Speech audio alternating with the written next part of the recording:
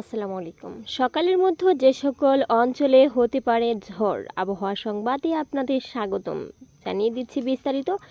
সিলেটের অঞ্চলের উপর দিয়ে আজ সকালের মধ্যে ঘন্টায় সর্বোচ্চ 60 কিলোমিটার বেগে ঝোড়ো হাওয়া সহ বজ্র বৃষ্টি হতে পারে বলে জানিয়েছে আবহাওয়া অধিদপ্তর। বুধবার 15 এপ্রিল সকাল 9টা পর্যন্ত দেশের অভ্যন্তরীণ নদী বন্দরগুলোর জন্য দেয়া এক পূর্বাভাসে এ কথা জানানো হয়।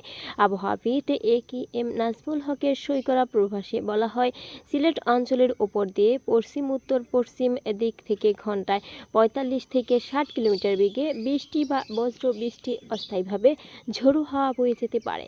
এ সময় এ এলাকার নদীবন্দরসমূহকে 2 নম্বর সতর্ক সংকেত দেখাতে বলা হয়েছে। এছাড়াও টাঙ্গাইল, ময়মনসিংহ এবং কুমিল্লা অঞ্চলগুলোর উপর দিয়ে পশ্চিম উত্তর পশ্চিম দিক থেকে ঘন্টায় 45 থেকে 60 কিলোমিটার বেগে বৃষ্টি ও বজ্র বৃষ্টি অস্থায়ীভাবে ঝোড়ো হাওয়া বয়ে যেতে পারে।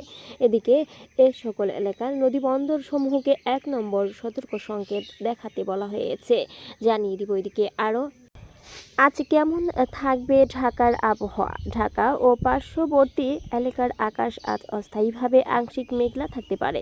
দিনের তাপমাত্রা প্রায় অপরিবর্তিত থাকবে। বুধবার 15 এপ্রিল আবহাওয়া অধিদপ্তরের দেয়া সকাল 7টা থেকে পরবর্তী 6 ঘন্টার পূর্বাভাসে এ তথ্য জানানো হয়েছে। পূর্বাভাসে বলা হয়েছে, আবহাওয়া শুষ্ক থাকতে পারে। বাতাস দক্ষিণ বা দক্ষিণ পশ্চিম দিক থেকে ঘন্টায় 10 থেকে 15 কিলোমিটার বেগে প্রবাহিত হতে পারে। আজ ভোর 6টায় ঢাকার তাপমাত্রা রেকর্ড হয় 27.6 ডিগ্রি সেলসিয়াস। একই সময় বাতাসের আর্দ্রতার পরিমাণ ছিল 80%। গতকাল মঙ্গলবার ঢাকার সর্বোচ্চ তাপমাত্রা ছিল 35 ডিগ্রি সেলসিয়াস। আজ সর্বনিম্ন তাপমাত্রা রেকর্ড হয়েছে 27.3 ডিগ্রি সেলসিয়াস। এই ছিল সুপ্রিয় বন্ধুরা আবহাওয়া সংবাদ। পরবর্তীতে আরও আপডেট পেতে আমাদের চ্যানেলটি সাবস্ক্রাইব করবেন। নির্বাচন ভিডি নিউজ।